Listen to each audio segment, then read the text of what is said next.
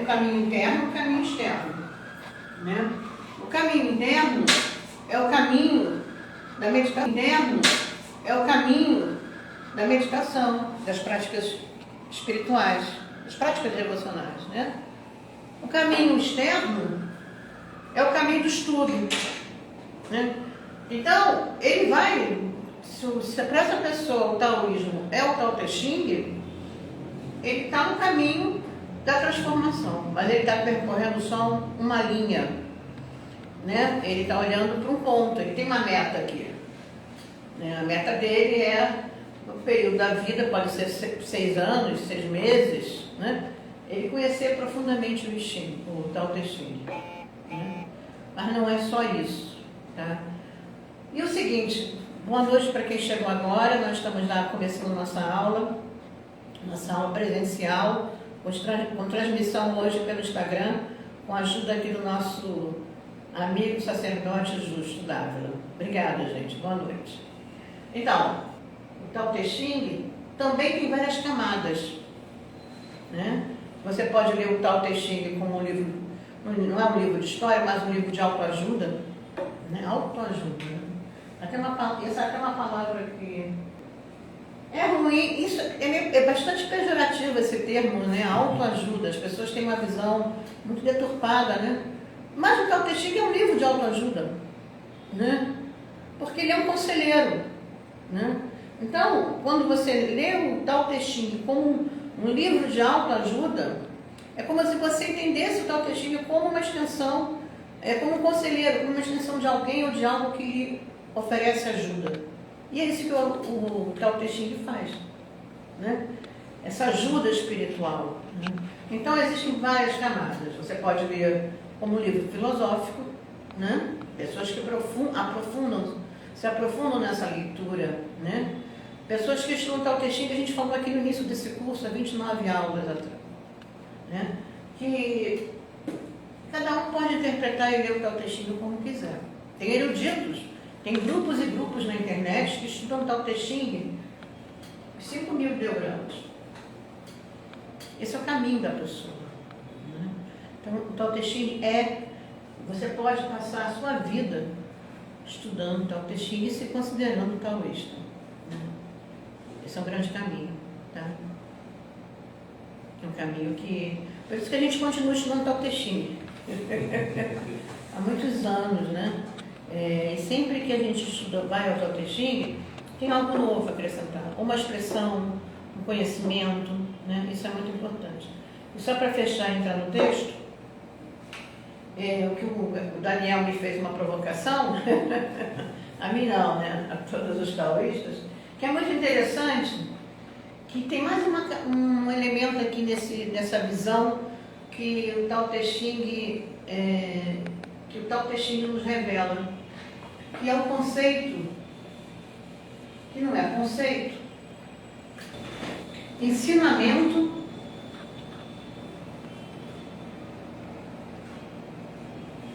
e aí eu acho que é o ponto que talvez seja importante a gente chegar. E transmissão.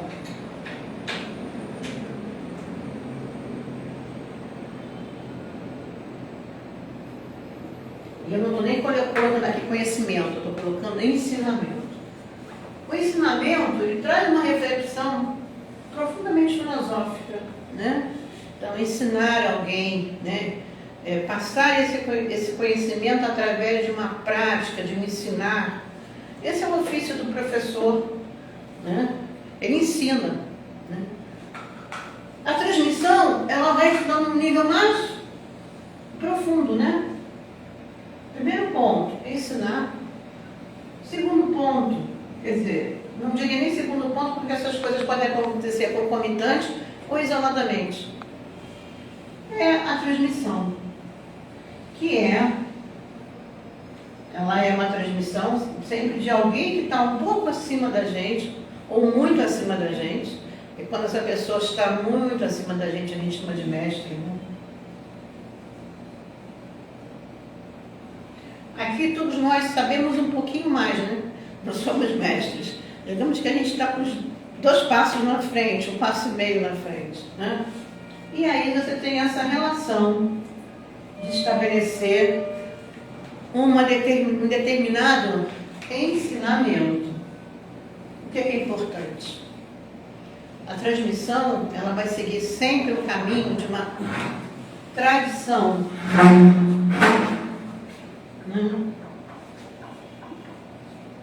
Tradição. Dentro do taoísmo a gente tem as escolas e as linhagens, né? Linhagens.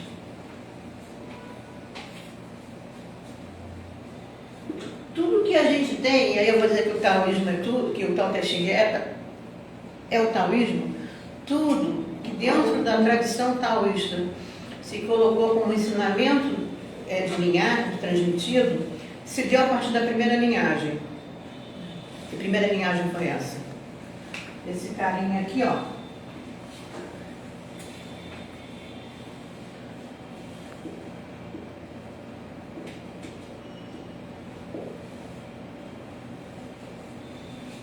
Quem souber já sabe todo, já está já sabe. Passou de ano. Passou de ano. O Enchi é o oficial da fronteira. O que ele fez lá atrás?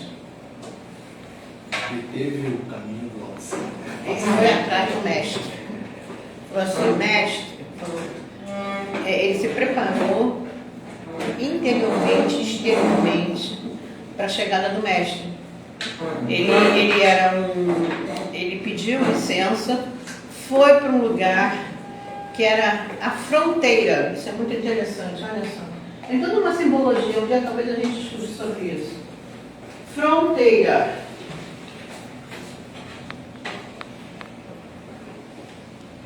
Essa palavra é muito conhecida de vocês, tá? No estudo do Tao Te Ching, no estudo do taoísmo, né? O Di, sem fronteira, né? Então ele foi para a fronteira, Gobi, porque o Lao Tse vinha num burrinho, ou num boizinho, vinha lá, tranquilo, fazendo o caminhozinho dele. O Enchi chega aqui e diz para ele, eu preciso do seu conhecimento, eu preciso do seu ensinamento. Aí Lao Tse falou, ok, prepare-se. Aí ficou um tempo, eu estou resumindo essa história, existem vários floreios nela, ficou um tempo lá, ensinou a ele o tratado, que comenta o Tao Te Ching, tratado de ascensão via Ocidente. Por quê? O que o Lao Tse estava fazendo? Saindo do Oriente para o Ocidente. Ele estava nesse caminho. Aqui tinha uma fronteira, aqui tinha uma pessoa.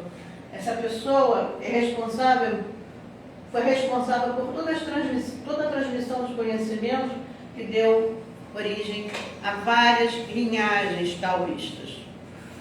Então, tudo está no Tao Te Ching. É uma questão de ponto de vista, de como saber olhar, como você olha.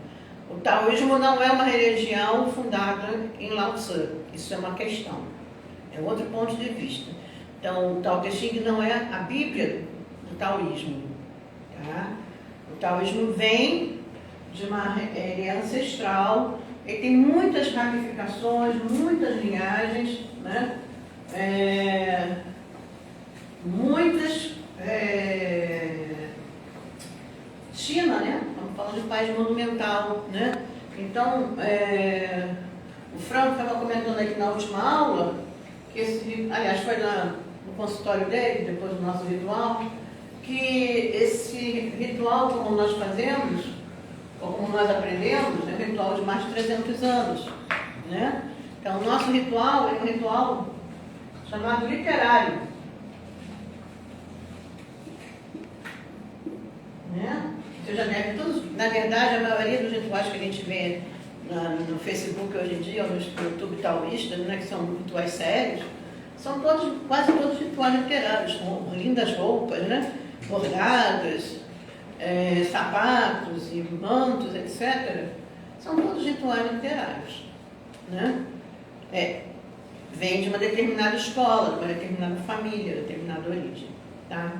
Então, o Tao Te Ching é aparentemente simples e complexo. Raso nunca foi, né? Profundo sim. Tá? Então, é uma jornada. Tá? Boa jornada. Então vamos ao texto, porque eu gosto de falar justo. Certo aí? Qual é o capítulo? 29. Tá? Então vamos lá. Para quem deseja possuir o mundo e age para isso, vejo, não conseguirá. O mundo é um recipiente espiritual que não se pode manipular. Quem o manipula, destrói. Quem o retém, perde. Pois as coisas caminham ou acompanham, sopram quente ou sopram frio, são rígidas ou flexíveis, ligam-se ou rompem-se. Por isso, o homem sagrado elimina o excesso, a opulência, a complacência. Ora, ele está nos falando aqui de uma qualidade que é muito importante dentro do caminho espiritual. A gente fala tanto sobre os três tesouros, né? Sobre simplicidade, afetividade e humildade. E aqui ele nos fala dessas três virtudes, né? Dessas três joias, desses três tesouros, como algo muito simples, mas também muito difícil de se conseguir, de se carregar. A palavra bao, que é tesouro, ela também pode falar de algo que é um invólucro, né? Quem estuda medicina chinesa, a gente fala Xinbao, né? E tem outros conceitos dentro da medicina chinesa, o útero se fala que é um bao, né? Que é aquilo que possibilita a geração das coisas, né? Então, esse balde, ele fala no sentido de algo que você pode ali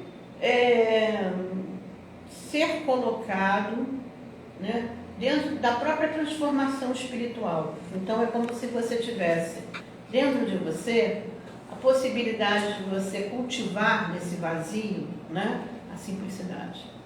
Cultivar dentro de você a afetividade.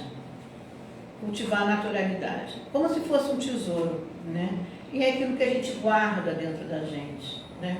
Então, a gente deveria ser um grande vazio, e a gente fala sobre isso muito na meditação, estar no vazio, se esvaziar, né? Para cultivar esses três tesouros, né? Em tese seria, digamos, o nosso cofre, né? Um cofre que comportasse essas virtudes, esses tesouros, nós pudéssemos tê-los cultivando no nosso interior. Tá? Então ele vai dizer aqui no texto, quem deseja possuir o mundo e age para isso, né? Possuir o mundo tem vários significados, né? Possuir o mundo, o dono do mundo, né? A verdade do mundo, no sentido muito grande, né? Expansivo, né? Grandioso, né? O conquistador, né? Aquele que parte para outros, que aí além da fronteira, né? Quer romper com as fronteiras, ele pensa no sentido de a posse do mundo, né? E quando a pessoa faz isso, né? Ela deseja possuir o mundo e age para isso, né? Muitas das vezes ela vai se colocar diante da impossibilidade de conseguir. Quase sempre, né? Mesmo aquelas pessoas que conquistaram o mundo, vamos falar geograficamente, politicamente, durante um tempo, né? Elas encontraram mais à frente um impedimento, né? A história do mundo, da humanidade, nos fala sempre dessas conquistas, né? E a China é muito interessante nesse sentido, né? Temos inúmeros exemplos dessas conquistas. Então, ele vai falar no Lao Tse, a nossa ideia de querer possuir o mundo, né? Dominar o mundo. E aí a gente vai ver da possibilidade de se conquistar, dessa conquista, de se fazer isso, né? Por quê? Porque para o taoísmo é o mundo, né? E aí o mundo a gente pode chamar como céu e terra, entendendo tudo que está entre o céu e a terra, né? Tudo que está naquela relação que a gente sempre vê lá no I Ching, né? Céu, homem, terra, e que ela é muito rica e interessante para a gente entender todo o movimento, né? Então, céu, terra, homem. Nós falamos tanto dos 10.000 seres, da totalidade, né? E é interessante o conceito o número 10, né? Porque ele acaba expressando algo, né? É como se tivesse todas as direções, tudo, né? Você ia procurar ir a todos os cantos, né? Desse céu, dessa terra, né? A ideia da totalidade. Então, 10 é aquele que alcança a totalidade das coisas, sem viajar muito voltando para cá. Então, essa ideia de conseguir o domínio do mundo se dá diante do céu, que é grandioso e majestoso. A gente estuda isso o tempo todo lá no I Ching, né? A força criativa do céu, a força, a capacidade da terra de respeitar, de receber, de servir, né? Isso é muito interessante, porque o céu e terra, com as suas virtudes, né? Mostram o próprio homem a incapacidade de possuir o mundo, né? E essa talvez seja a grande dificuldade, né? Frustração de muitas pessoas. Muitas pessoas, em vários âmbitos da vida, têm muita dificuldade de aceitar o limite do céu, o limite da terra, né? A terra, o céu, na visão do Xing, é aquilo que é a nossa cobertura, ele é redondo, né? E a terra é o quadrado, né? Então, nós estamos limitados pela terra, não brincando com o termo terra plana, não é isso, né? Por favor, tá? A terra é um quadrado, por causa dela fala da limitação física, né? E ela nos dá essa limitação física, né? Mas, por sua vez, ela também, essa limitação, ela nos sustenta, né? Ela poderia, eu vou usar no sentido daquilo que é a matéria, né? E o céu é essa cobertura, essa circunferência, né? Essa força criativa.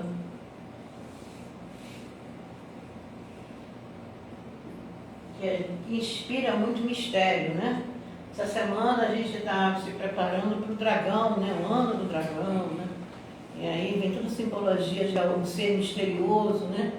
Que aparece no céu entre as nuvens. A força criativa associada ao dragão, né? Mas também está ligada à terra também. Então a gente percebe que há uma força comum, algo que liga o céu e a terra, né? A gente não pode só pensar em céu, nem tampouco só em terra, né? Então, essa ideia é muito importante da gente sempre observar. Eu sempre falo muito, né? E a minha vontade é dar uma aula ao ar livre, né? Para que a gente possa experimentar essa relação entre o céu e a terra diretamente, né? Então, um mestre taoísta, uma vez me falou uma coisa que eu levo muito a sério, assim, eu sempre falo isso para as pessoas, não é novidade. Procurar estar mais próximo possível da terra, né? Então, às vezes, a pessoa tem toda uma preocupação emocional, assim, toda uma preocupação com o ambiente onde ela vive, ela se cuida, ela se trata, dorme, come certo, procura se relacionar bem com as pessoas, mas ela mora num andar muito alto, por exemplo, né? Morar num andar muito alto, esse mestre me falou, está totalmente desconectado da terra, né? E a gente precisa estar conectado com a terra. Então, toda vez que nós tivermos a oportunidade, se nós moramos num andar muito alto, e também se não moramos num andar muito alto, toda vez que nós tivermos a oportunidade de ter contato com a terra, é fundamental. Ouvir o som da terra é importante, é muito importante. Assim como é muito importante a gente olhar para o céu e observar o movimento do céu. E foi isso que o Fuxi também fez, claro, mas foi isso que o oficial da fronteira fez, né? Ele conta a história também que o céu apareceu com uma cor violeta. O violeta é a reunião é a transformação, na verdade, a união de algo que se não transformou completamente, do preto para o vermelho. Então, essa fusão, né, quando a gente ensina o I Ching, a gente fala dessa fusão, né, da fusão do Yin e do Yang. Então, o vermelho e o negro se fundindo, não completamente, né, mas não perdendo as suas características e mantendo essa cor violeta no céu. Então, dizem que o Yin Shi olhou para o céu, viu essa cor, vindo na direção por onde estava caminhando o Lao-Tzu. E ele entendeu que ali realmente era um grande mestre. Tá? Existem várias correlações dessa passagem com outros mestres, em outros lugares. Né? Algumas pessoas dizem que nesse mesmo período que Lao-Tzu fez essa passagem, outros mestres atravessaram outras fronteiras do Oriente para o Ocidente, mas é um papo longo. Tá? Voltando aqui. Então, entre o ilimitado da Terra entre o ilimitado do céu e o limitado da Terra, tá? Então a gente vai viver, a gente pode viver esse conceito na nossa vida, né? A gente pode tentar ultrapassar esse conceito de forma metafísica, né? Então, quando a gente fala do mistério, na verdade a gente está falando de uma forma metafísica de romper com essa limitação, né? Mistério, ele é um ideograma que traz nele o conceito do Xuan. O Xuan é misterioso, é o negro, né?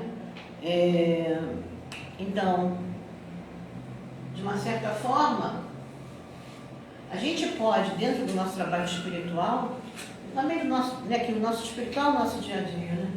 Esse conceito do Xuan. Mistério, né?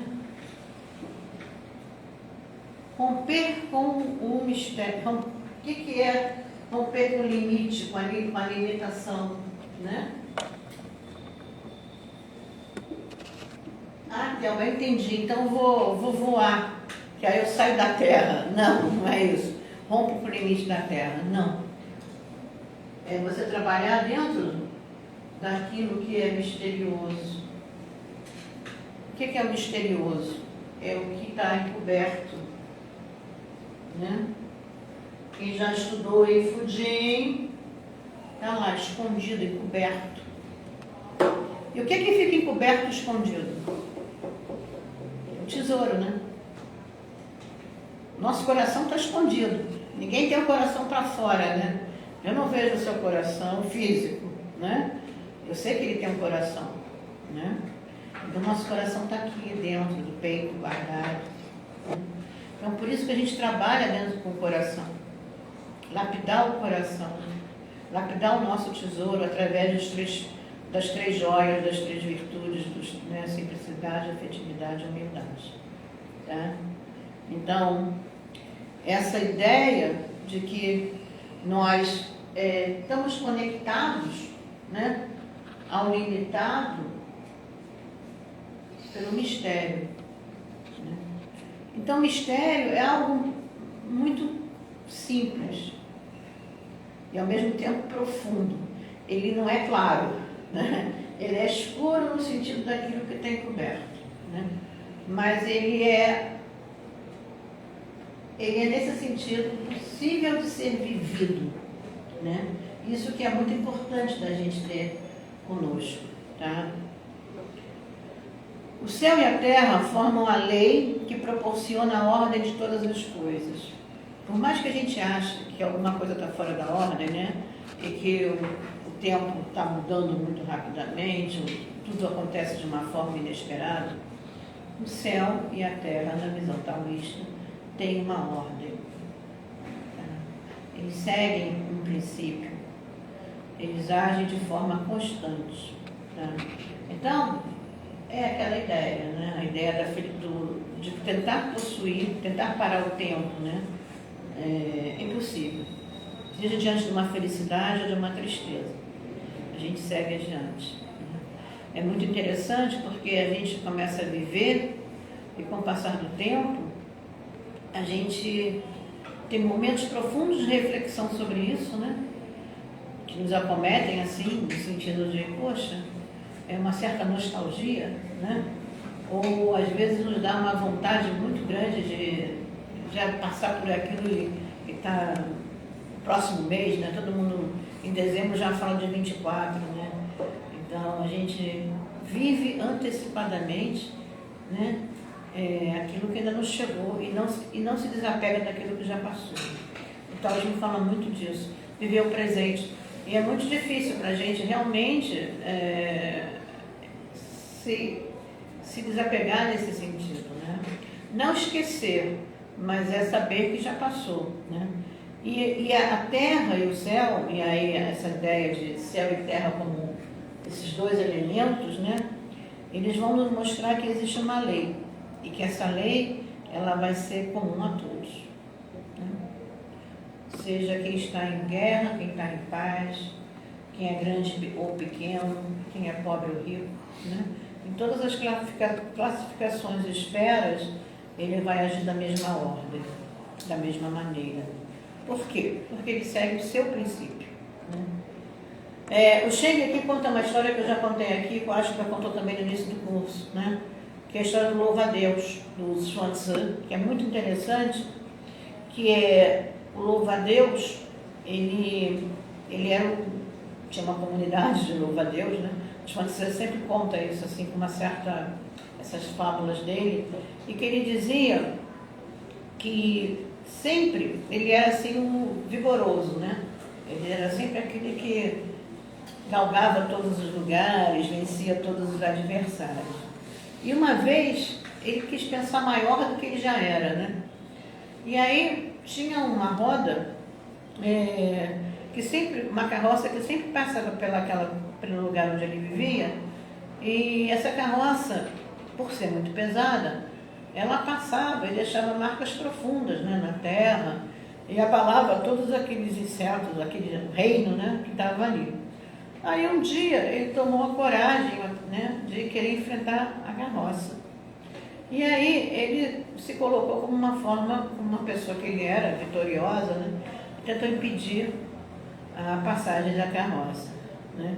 Bom, um louva-a-Deus diante de uma força de uma carroça, vocês já sabem o que deve ter acontecido. E foi o que aconteceu, né?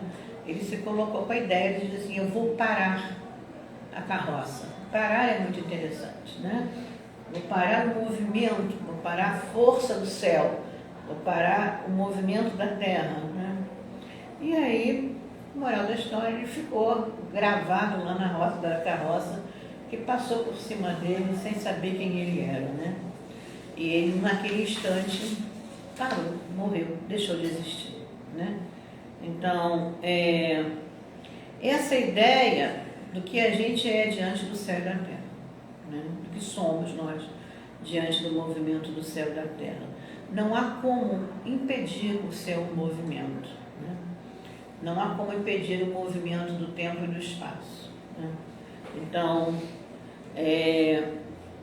o que a gente pode fazer diante disso, Théo, né? O que nós podemos fazer? Essa pergunta que é feita sempre para o mestre, né? E o mestre vai dizer para a gente, consciência, né? Conscientizar de que nós somos esse pequeno louva-a-Deus preso, né, nessa circunstância. Nós somos um pequeno louva-a-Deus que deve ser simples, que deve reconhecer a grande roda, né? A grande roda que é o movimento do céu e da terra. E aí o texto vai dizer assim, que é o Lao Tse: quem deseja possuir o mundo e age para isso, veja a impossibilidade de consegui-lo. Isso o Lao Tse respondendo, né? Em seguida, Lao Tse vai dizer: o mundo é um recipiente espiritual que não se pode manipular. Quem o manipula se destrói, quem o retém se perde. O universo é infinito. A gente, quando estuda o taoísmo, a gente assim, quando é que hoje eu falei sobre isso antes da aula começar, né? A gente sempre fala em tempos imemoriais. Aí todo mundo diz assim, mas quando foi esse tempo imemorial? Aí uma vez o Sheik estava dando uma aula pra gente, falou uma era de 4 bilhões 300, começou a escrever um número infinito no quadro, aí todo mundo pode parar, né? Ele, não, já que vocês querem uma data, vamos colocar aqui essa, que é o que dentro do canal taoísta, uma era tem esse valor numérico, né? Ou seja, voltamos ao zero ali, né? Nada fazia sentido com aquele, diante daquele número imenso no quadro. Isso é a ideia do infinito. A gente tem uma representação gráfica que fala da expansão e recolhimento do universo. Então, ao longo de todos os tempos, o universo foi fazendo isso. Não sou boa de desenho, gente.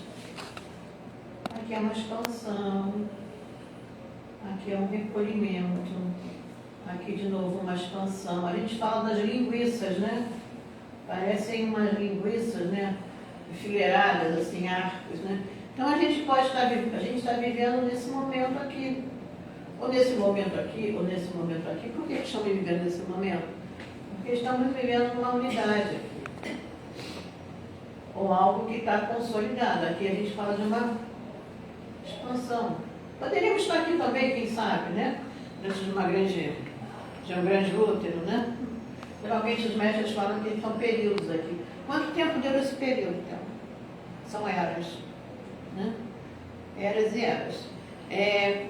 Um adendo, eu estava estudando astrologia taoísta, né? E a gente tem a estrela polar. A estrela polar, que os chineses antigos, eles achavam que ela era fixa. Em torno dela, as constelações. Não é bem assim. A própria estrela polar, essa estrela polar sobre a qual nós estamos falando agora, hoje em dia, nós que eu digo, né, todo mundo que estuda, ela é estrela polar há apenas 4.800 anos. Antes havia outra estrela que era chamada de polar. Ou seja, como o movimento do céu, né, ele é constante. Né? Então, nada do que parece ser, na verdade, é fixo. Né? Olha mutável, olha a palavra mudança. Isso aqui nos remete à mudança, à mutação. Né? Mutação, permanência, impermanência e síntese. Está lá no Xing. Então, hoje, colocando mais um apetrecho dentro do tesouro aqui que o Daniel me perguntou, eu diria que antes do Tao Te Ching vem o I Ching, né? Então, antes do Tao Te Ching vem o I Ching, como conhecimento taoísta. Né? Então,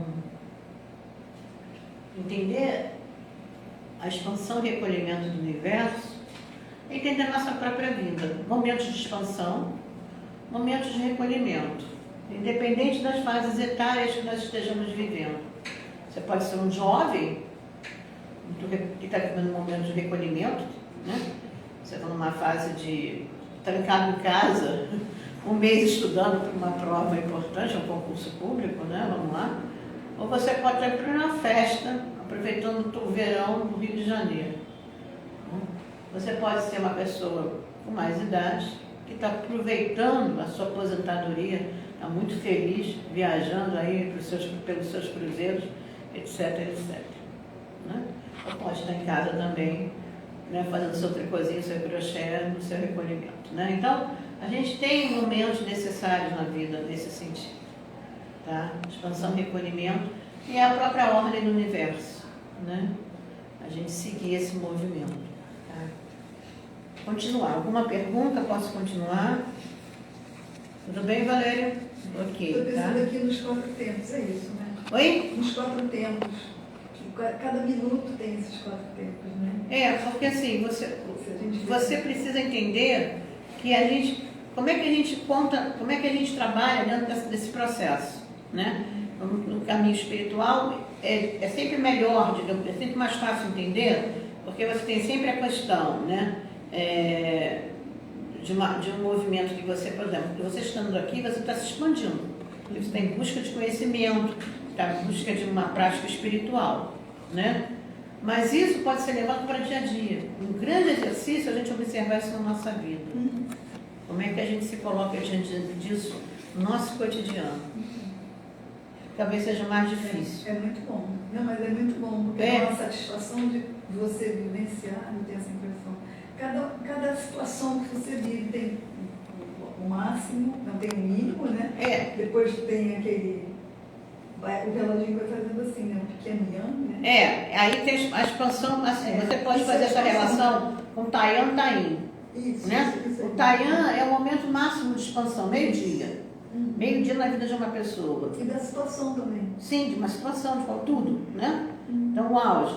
Você se preparou o show do Paul McCartney, né? Então, começou lá, comprou ingresso. Ufa, né? Comprou ingresso. Né? O auge é um show. Né? O auge é um show. Sim. Aí você está terminando, aí vai dando aquela sensação e está chegando no fim, mais uma canção, vai dando aquela sensação que está terminando, terminou. Né? Estou falando isso que vai ter show agora dele, eu já vi o show dele, mas para quem não viu tem que ver, né? A última vez. Aquele coisa de gente. O auge para mim não vai ser lá, o auge vai ser sair de lá também. Vai de Eu não VIP, vou nada que tem vai de VIP, vai de VIP. Nem de VIP. Vai de Eu não VIP. gosto de nada que é muita gente. Mas essa é uma brincadeira. A gente deveria usar esse princípio para reger a nossa vida. Vamos lá, vamos falando. Pode falar, Essa Daniel. ideia de recipiente espiritual. É. Um pouco melhor que isso. Pois é, eu falei dos tesouros, né? O que você cultiva dentro de você? O seu corpo é o recipiente espiritual. É o cultivo, né? O cultivo interno. Ontem na aula de meditação, o Wagner, uma aula muito boa que ele deu ontem, a gente sempre acompanha, bate um papo com ele também. Tânia estava ontem lá na aula.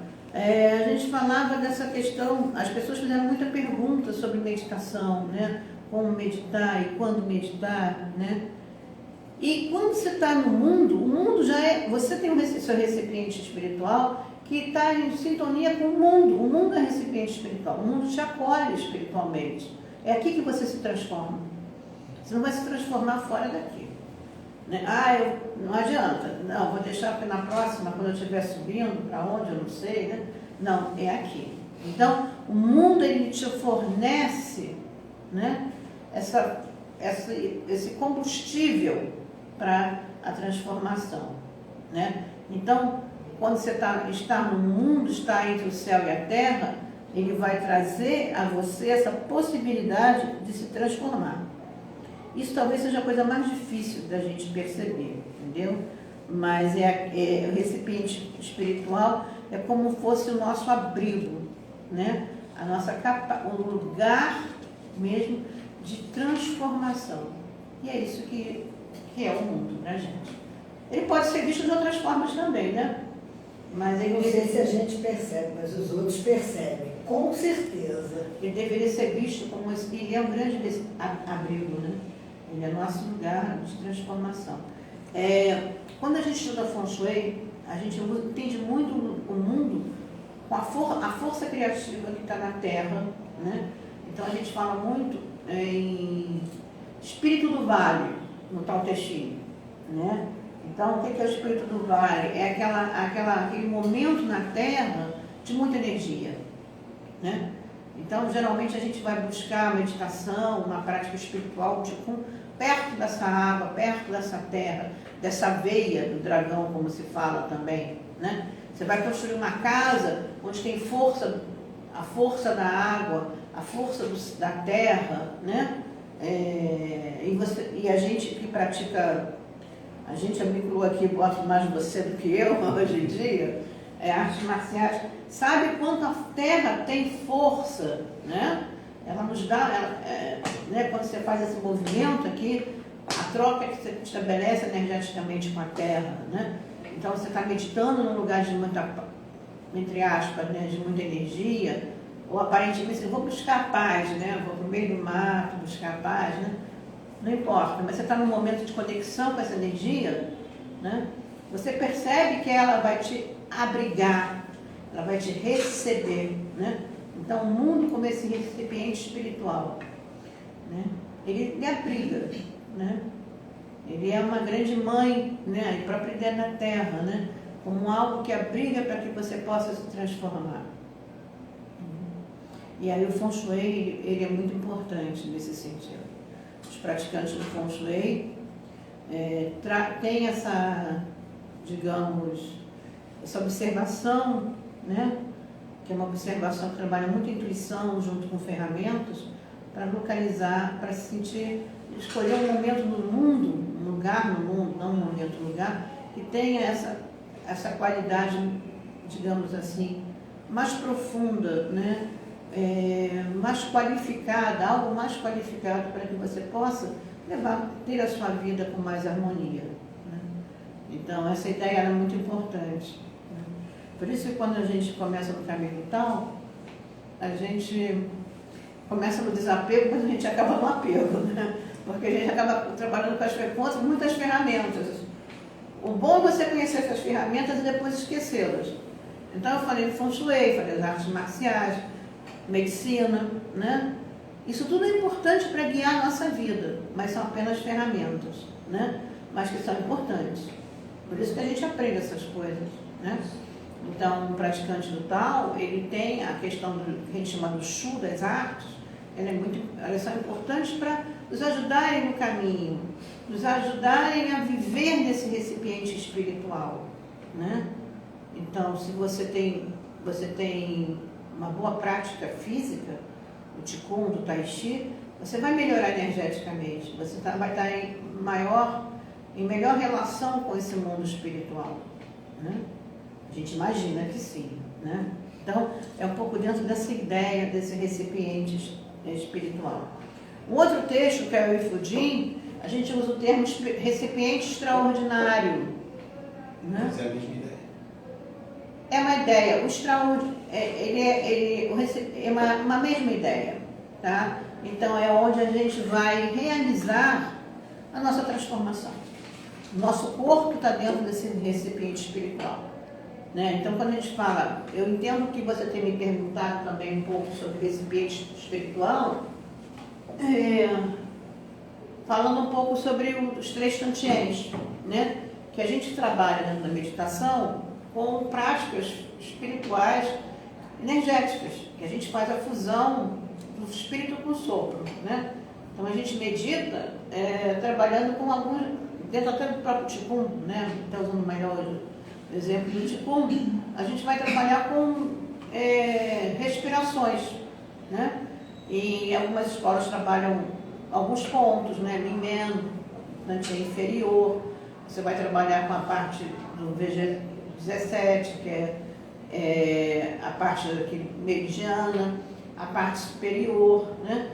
Então, várias técnicas que você trabalha dentro do corpo, né? Por exemplo, desses exercícios de prática do Qigong e do Tai Chi, principalmente do Qigong, e algumas escolas de meditação, que vamos falar também, como se esses pontos, né, também fossem esses lugares que onde você vai trabalhar, né,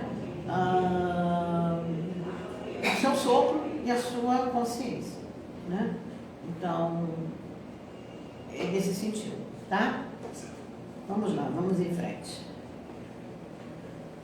Mas tem mais pessoas, né, quase todos nós, essas pessoas são, né, que têm a ideia de reter, né? Reter, né? Querer reter o tempo, querer manipular, né? Então ele vai dizer assim, quem o manipula se destrói, quem o retém se perde. Reter é como se a gente tivesse sempre... reter é um sinal de algo, de um apego, né? De ter medo de perder algo, né? E a gente não consegue reter absolutamente nada na vida, né? Nem deveríamos reter, nós deveríamos ser, como é que eu posso dizer, transparentes no sentido de estarmos conectados ao tal, né? Na sua forma mais pura, né? Tem uma divindade que todos que estão aqui conhecem, o Rei de Jade, né? A consciência pura, né? Consciência pura, o Rei de Jade é a divindade que está na fronteira, a divindade que está na fronteira entre o céu e a terra. O Rei de Jade, ele não retém nada, né?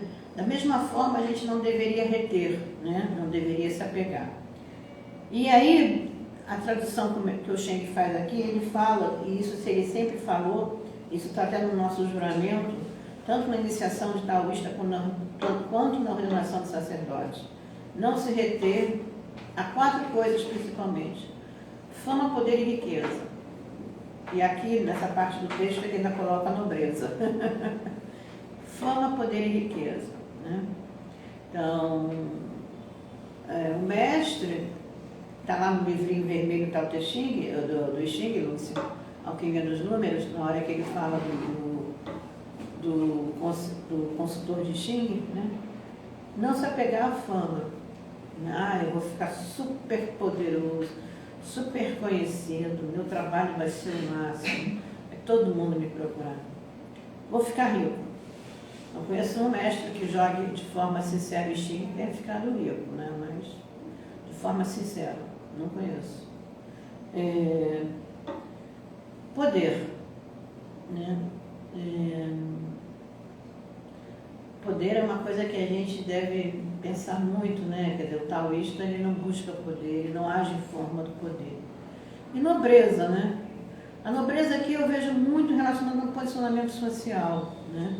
Que fala em poder e riqueza, né? Nobreza é uma característica de quem está, né, no poder e na riqueza, tá? Então, por quê? Porque o poder é uma forma de manipular, né? Se eu tenho poder sobre Daniel, eu posso manipular. A partir do momento que eu tenho acesso a um conhecimento e eu tenho poder, eu posso muito bem dizer: eu não vou ensinar tudo, não. Eu vou manipular isso aqui porque eu quero usar o meu poder sobre você, né? Então, você pode, quer dizer, você não deve agir assim, né? Não é, mas pode agir assim, né? Então, esse sentido, né, de que o poder, a nobreza ou o prestígio, né, que é a própria fama, né? E a gente, na verdade, a gente sabe que a gente não leva nada conosco, né? Tudo isso acaba sendo uma forma acaba se tornando etéreo, né? Sem sentido, né?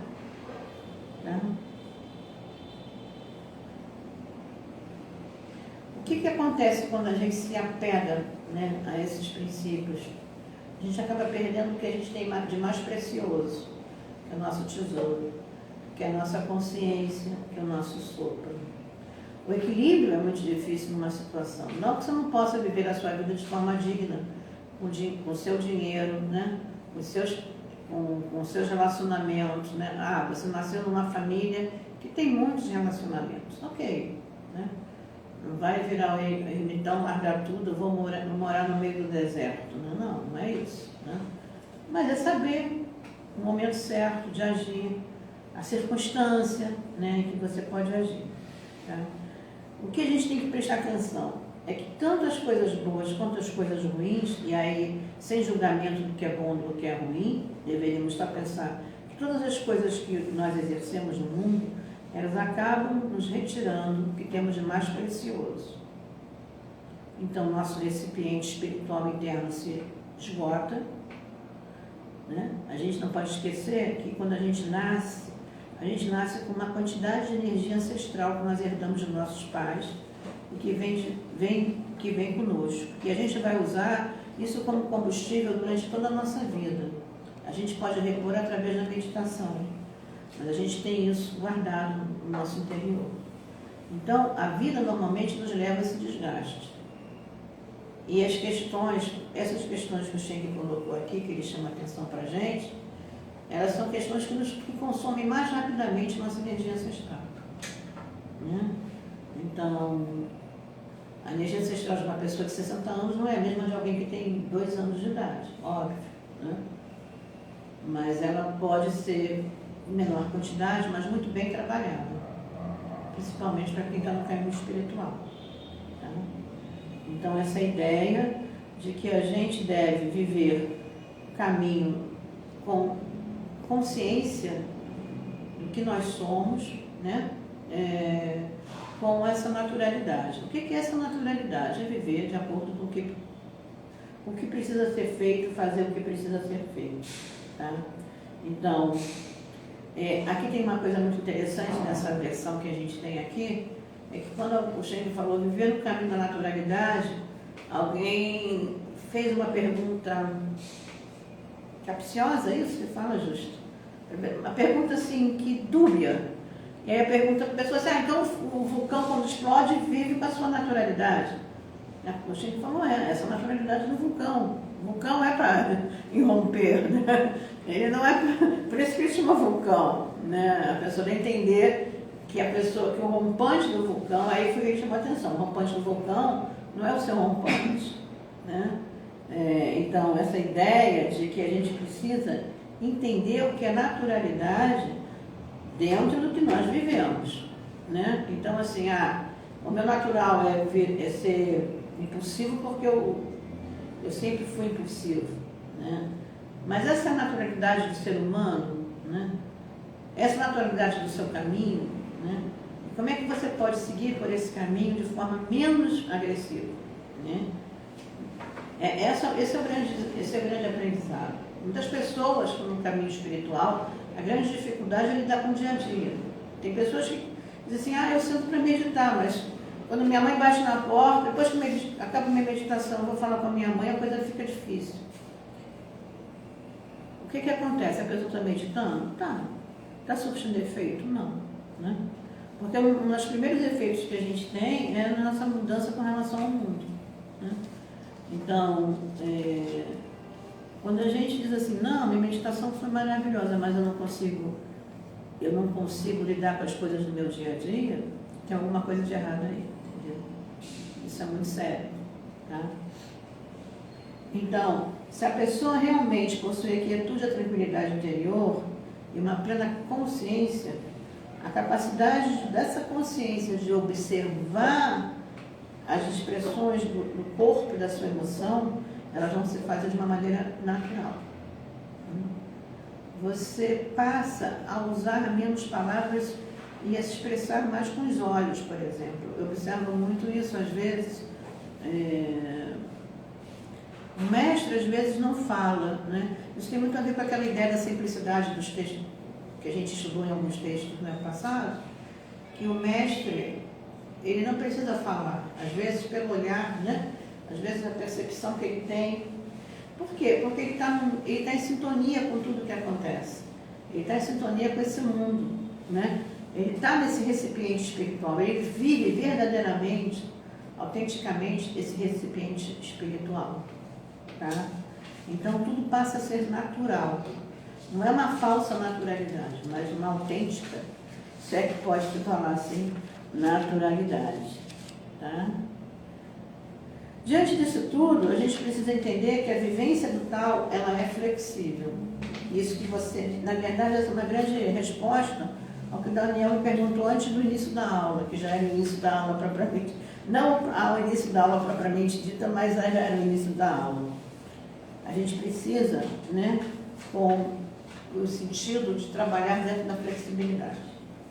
Naquele momento, você tem consciência do que está acontecendo, mas você também precisa ter naturalidade, né?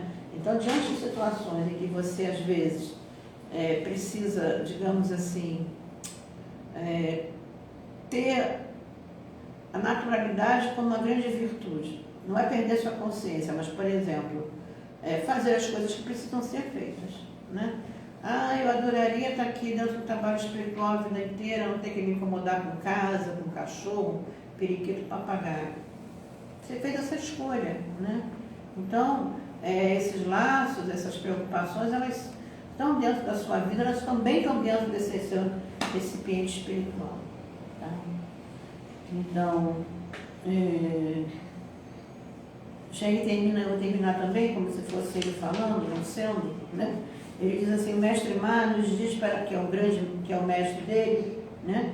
O mestre de alquimia, nos diz para não ficarmos preocupados antes de entrarmos numa situação.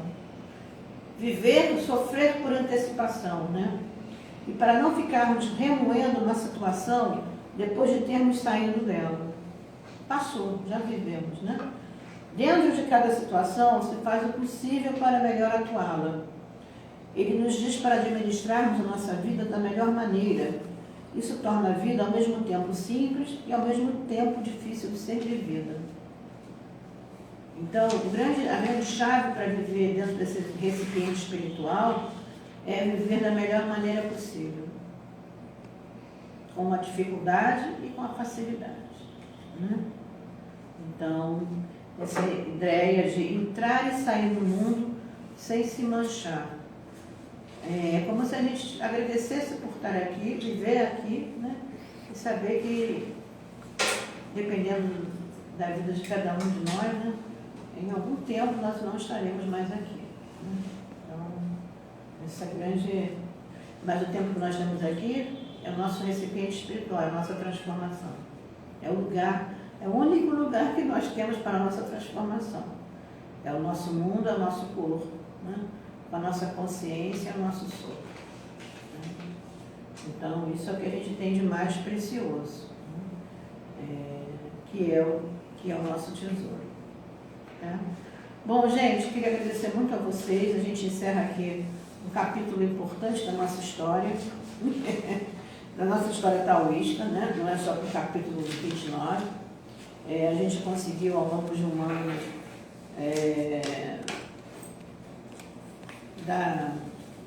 dar essas aulas práticas, né, com a colaboração de muitos de vocês que estão aqui, com todos vocês que estão aqui, né, melhor dizendo, e com vocês que estão aí também, né.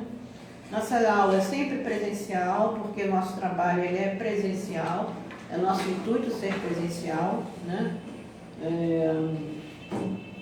A gente busca restaurar o tal de todos nós, cada um de nós, através dessa experiência prática.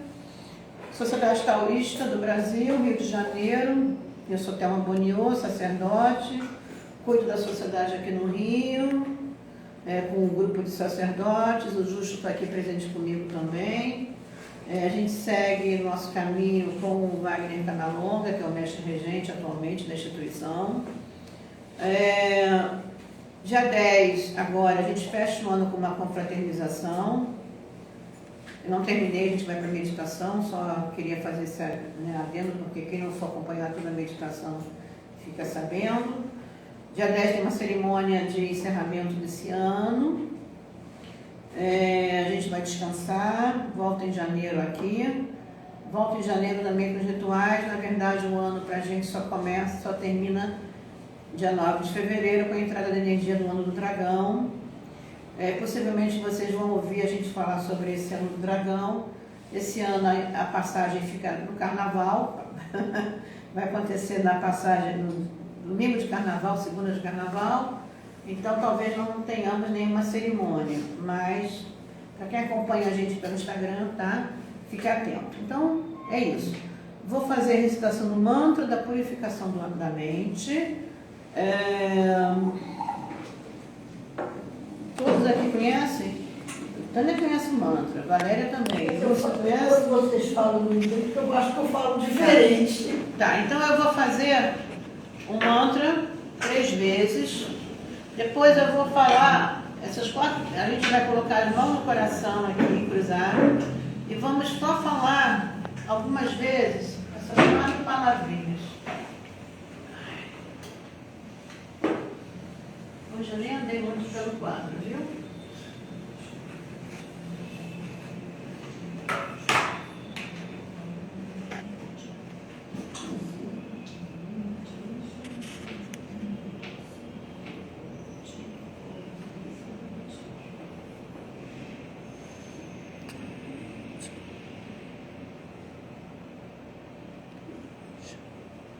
A gente começa o mantra da purificação da mente, do corpo e do coração, né? Na visão chinesa taoísta, a gente trabalha com toda essa região aqui como se fosse única, invocando a força do que é supremo, da polaridade suprema, invocando as forças da estrela, das sublimes. Na verdade, Tai é sublime,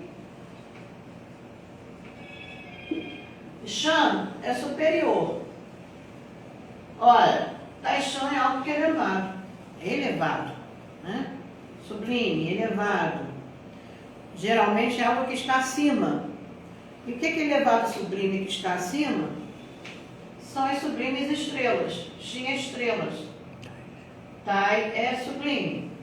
Então, as sublimes estrelas ascensionáveis, né, que estão acima de nós, superiores. E sobre elas nós vamos pedir. Então, eu vou recitar o mantra da purificação da mente. Depois a gente vai meditar um pouquinho, a prática suave aqui. Então, vamos lá. Vou recitar o mantra 3 vezes e depois eu vou fazer essa prática com vocês, da mão no coração, recitando essas 4 palavras. Taishan, Taishin. Tá? Vamos lá.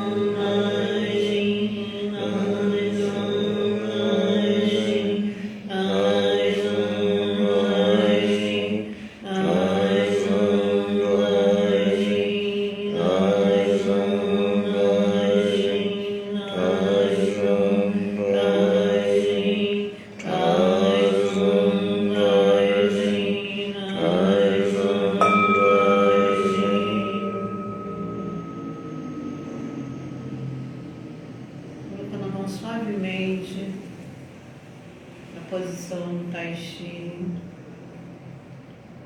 a gente vai fechar os olhos suavemente, colocar a língua no céu da boca, tocando também de leve, sem pressão, sentar de forma confortável, os pés tocando a terra, a cabeça orientada na direção do céu, topo da cabeça alinhado com o céu.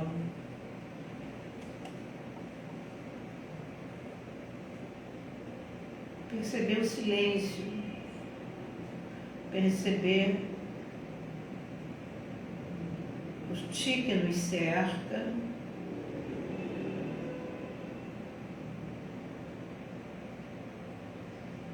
cessar das palavras, observar o silêncio que fica após a recitação. Vamos procurar perceber a nossa respiração, o movimento da nossa respiração.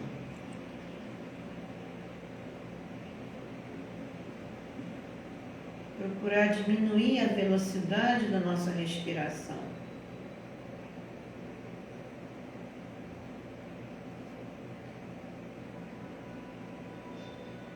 No Shivaifá, que é a técnica mais simples de meditação e mais profunda, a gente procura observar levar a nossa mente, esvaziar nossa mente de pensamentos e apenas observar essa respiração. E é isso que nós vamos tentar fazer agora, muito tranquilamente. Observar o nosso interior, observar a nossa respiração.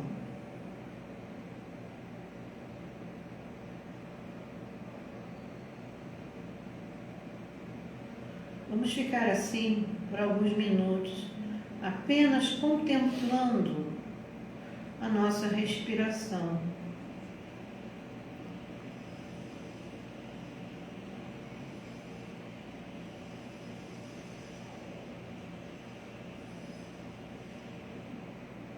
É como se nós fôssemos tomar contato com algo que é muito profundo, que é muito misterioso, mas que também é só nosso, é muito simples nesse sentido. Então eu convido todos vocês a ficarem alguns minutos, vocês que estão em casa também, alguns minutos nessa posição bem tranquilo, bem à vontade, apenas de olhos fechados, contemplando essa respiração.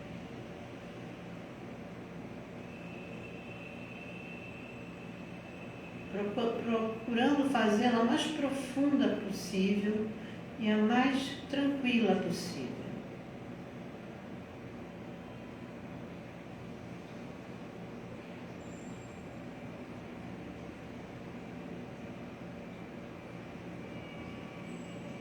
Os pensamentos, eles vêm e vão, eles não ficam. O pensamento é isso, né? O pensamento, ele passa. Então não se preocupe com os pensamentos. Continue no seu foco. Continue no seu trabalho espiritual.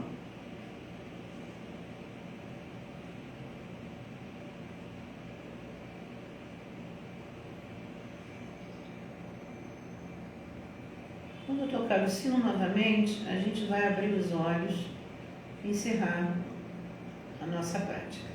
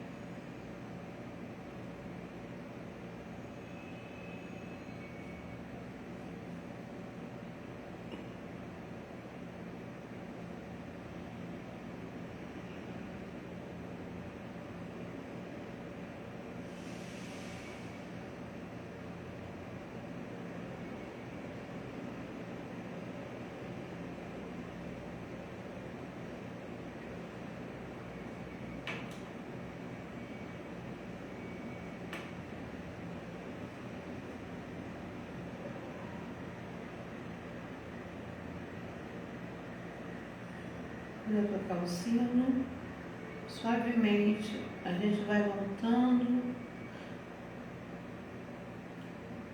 da nossa meditação, observando com mais intensidade esse ar, percebendo o movimento do ar de novo, até a gente tomar consciência de novo dessa respiração. Quando eu tocar o sino, a gente suavemente abre os olhos.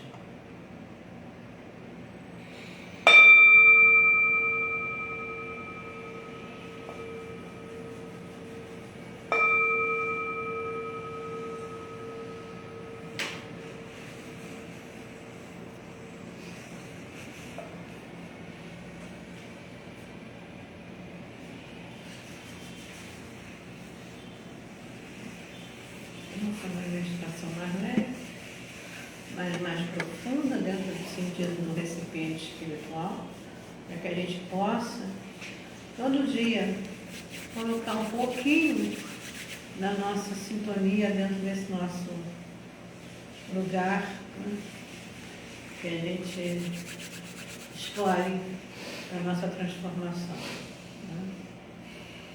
Né? Eu tive uma experiência muito interessante depois de velha, e possivelmente quem já fez mãe deve ter tido, eu não tive, eu sou mãe, de ouvir meu coração bater no exame. Eu fiquei impressionada com a velocidade do coração, da intensidade, né? A mãe ouve na outra o coração do bebê, né? E eu fui fazer o exame, eu já tinha feito esse exame há uns 40 anos, sei lá, 30 anos. E eu ouvi o meu coração, eu fiquei assustada com a potência que é a vida, né?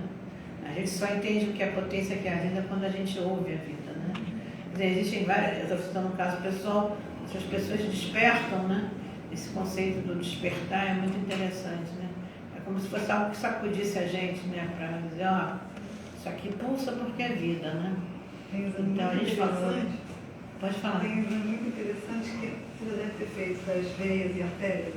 Foi carótida, não tem a menor problema de falar.